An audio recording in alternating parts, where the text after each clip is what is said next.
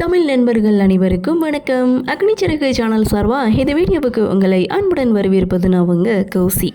கார்த்திக் ரேவதி சீரியலுடைய இன்னைக்கு எபிசோடுக்கான ரிவ்யூ என்ன அப்படின்றத பார்க்கலாம். அதுக்கு முன்னாடி இது வரைக்கும் நம்ம சேனலை நீங்கள் சப்ஸ்கிரைப் பண்ணலைன்னா பண்ணிக்கிறீங்க. கூடவே இருக்க பெல் ஐக்கானையும் கிளிக் பண்ணிக்கிறீங்க. சரி வாங்க வீடியோக்குள்ளே போகலாம். எபிசோடை பொறுத்த வரைக்கும் சாமுண்டீஸ்வரி எமோஷ்னல் பிளாக்மெயில் பண்ணி ரேவதியை கல்யாணத்துக்கு சம்மதிக்க வச்சுட்டாங்க. அந்த இடத்துல ரேவதியும் அந்த ராஜாவை கட்டிக்க எனக்கு விருப்பம் இல்லைனாலும் நீங்கள் நினச்சதை சாதிச்சிட்டீங்க, நீங்கள் ஜெயிச்சிட்டீங்கன்னு சாமுண்டீஸ்வரி கிட்ட சொல்ல, நீ யாருக்கிட்ட தோத்த? அம்மா கிட்ட தானே தோத்த. இன்றைக்கி நான் எடுத்த முடிவு தப்பாக இருக்குன்னு நீ யோசிக்கலாம், ஆனால் ஒரு நாள் நீயே என்கிட்ட வந்து சொல்லுவா பாரு அப்படின்னு சொல்லிட்டு சாமுண்டீஸ்வரி அங்கேருந்து போகிறாங்க. இப்படி சாமுண்டீஸ்வரியும் ரேவதியும் பேசிகிட்டு இருக்கதை மாயா கேட்டுட்டு செம்ம ஷாக் ஆகிறாங்க. காரணம், ரேவதி எப்படியும் கல்யாணத்துக்கு ஒத்துக்க மாட்டா, எப்படியும் இந்த கல்யாணத்தை தடுத்து நிறுத்திடலான்னு ஒரு பிளானில் இருந்த மாயாவுக்கு இது மிகப்பெரிய அதிர்ச்சியாக தான் இருக்குது. இன்னொரு பக்கம் கார்த்திகிட்ட கார்த்தியுடைய மாமா, பாட்டி, அண்ணா 2 பேர், மயில்பாகனும் இவங்க எல்லாருமே வந்து பேசுகிறாங்க. ஆனால் கார்த்தி எடுத்த முடிவில் ரொம்ப ஸ்ட்ராங்காக இருக்கார். அப்போ தான் ராஜராஜன் தன்னுடைய பொண்ணோட வாழ்க்கைக்காக கார்த்தியுடைய காலில் கூட விழ துணிஞ்சிட்டாரு. அந்த சமயம் கார்த்தியும் என்ன நீங்கள் எப்படி பண்ணிகிட்ருக்கீங்க அப்படின்னு சொல்ல, அந்த இடத்துல பாட்டியும் கார்த்திகிட்ட வந்து பேசிகிட்டு இருக்காங்க. ஸோ நீ இந்த கல்யாணத்துக்கு ஒத்துக்கோ, அதெல்லாம் எங்கள் உயிர் அப்படின்ற மாதிரி பாட்டி ஒரு பக்கம் பேச, இவ்வளோ தூரம் பொண்ணுக்காக அவர் காலில் விழ ஆரம்பிச்சிட்டாரு, நீங்களும் என்கிட்ட கேட்டுட்ருக்கீங்க. ஸோ இந்த ஒரு விஷயத்துக்காகவாது நான் இந்த கல்யாணத்துக்கு ஓகே சொல்கிறேன்னு கார்த்தியும் கல்யாணத்துக்கு சம்மதிச்சிட்டாங்க.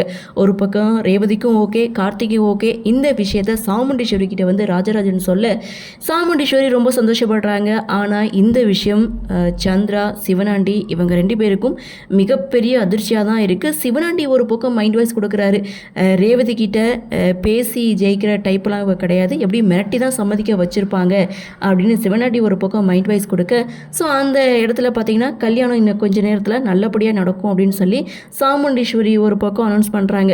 ஸோ இன்னொரு பக்கம் பார்த்தீங்கன்னா அதுக்கு முன்னாடி நான் ரேவதி கிட்ட தனியாக பேசணும் அப்படின்னு கார்த்தி சாமுண்டீஸ்வரி கிட்ட கேட்க, சாமுண்டீஸ்வரி ஓகே சொல்லிட்டாங்க. ஆனால் மயில்வாகனும் ராஜராஜன் இவங்க 2 பேரும் கார்த்தியை தனியாக கூட்டிகிட்டு போகிறாங்க.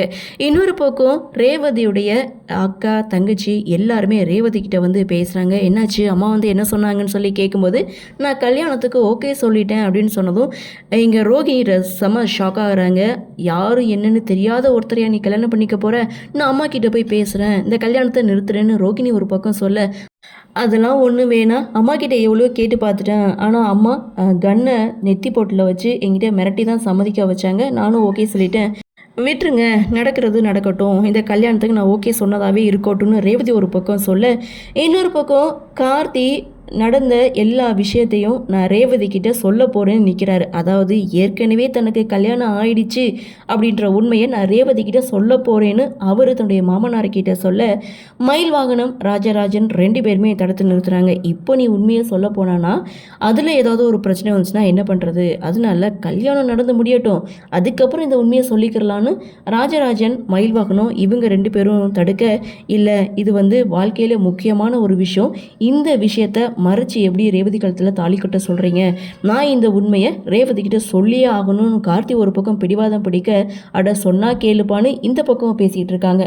ஆனால் இன்னொரு பக்கம் மாயா, சிவனாண்டி அண்டு சந்திரா இவங்க 3 பேரும் ரேவதி கல்யாணத்துக்கு சம்மதிக்க மாட்டான்னு நினச்சிட்டு இருந்தோம், ஆனால் இப்போது சம்மதிச்சிட்டா, இப்போ என்ன பண்ணுறதுன்னு ஒன்றுமே புரியலன்னு சொல்லும்போது அந்த இடத்துல மாயாவுக்கு ஒரு விஷயம் ஞாபகத்துக்கு வருது, அந்த குழந்தையை தத்தெடுக்கிற விஷயம். ஸோ ரேவதிக்கு ஒரு குழந்தை இருக்குது, ஆசிரமத்தில் வளர்ந்துட்டு இருக்குது, அந்த குழந்தைனா ரேவதிக்கு ஏதோ சம்பந்தம் இருக்குது, அந்த குழந்தையை இங்கே கூட்டிகிட்டு வந்தால் மேபி கல்யாணம் ஸ்டாப் ஆகக்கூட வாய்ப்பு இருக்குன்னு மாயா ஒரு பக்கம் சொல்ல, இந்த விஷயத்தை ஏன் என்கிட்ட முன்னாடியே சொல்லலைன்னு சிவனாண்டி ஒரு பக்கம் கேட்க, இதெல்லாம் ஒரு பெரிய விஷயமே இல்லைன்னு நான் நினச்சேன், ஆனால் இதுதான் நம்மளுக்கு கிடச்சிருக்க துருப்பு சீட்டு அப்படின்னு சொல்ல, ரேவதி வாழ்க்கையில் இப்படி ஒரு விஷயம் இருக்கா அப்படின்னு சந்திரா ஒரு பக்கம் ஆச்சரியப்பட, அடுத்த செகண்ட் சிவனாண்டி தன்னுடைய அடியாட்களுக்கு கால் பண்ணுறாங்க. இதோட எபிசோடையும் முடிக்கிறாங்க. ஆக மொத்தம் இன்றைக்கும் மணமேடையில் 2 பேரும் வந்து உட்காரலை. சண்டே ஸ்பெஷல், அம்மாவை கடத்தணும், அதை காப்பாற்றணும், குழந்தை வந்து இங்கே மண்டபத்துக்கு வரப்போகுது, அது தனி பிரச்சனை. இந்த தடைகள்லாம் தாண்டி கார்த்தி ரேவதியுடைய கழுத்தில் எப்படி தாலி கட்ட போகிறாரு அப்படின்றதான் அப்கமிங் எபிசோட். சரி, என்ன நடக்குது, என்ன மாதிரியான சுவாரஸ்யத்தோடு கதைக்கள நகர்வை கொண்டு வராங்க அப்படின்றத நாமளும் பொறுத்திருந்து பார்க்கலாம்.